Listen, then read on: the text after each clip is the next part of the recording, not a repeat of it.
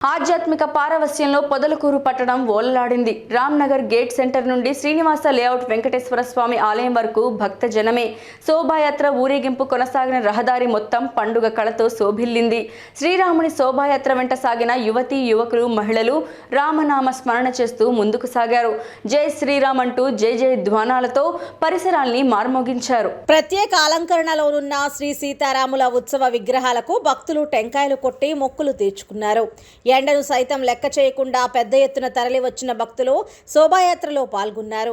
ఆ బృహత్తర ప్రక్రియను వీక్షించడానికి సోమవారం భక్తులు పోటీ పడ్డారు. పలువురు భక్తులు శోభాయాత్ర తమ సెల్ ఫోన్లో క్లిక్ మనిపించారు. భక్తులకు మార్గం పొడవున తీర్థ ప్రసాదాలను, మజ్జిగ, ఆధ్యాత్మిక సంఘాలు, పలువురు వ్యక్తులు ఆహార పదార్థాలు, తాగునీరు అందించారు.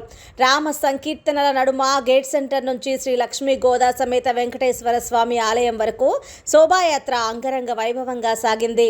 అనంతరం అయోధ్యలోని బాలరాముని ప్రాణ ప్రతిష్టను ఆలయం వద్ద పెద్ద స్క్రీన్లను ఏర్పాటు చేసి భక్తులు వీక్షించారు.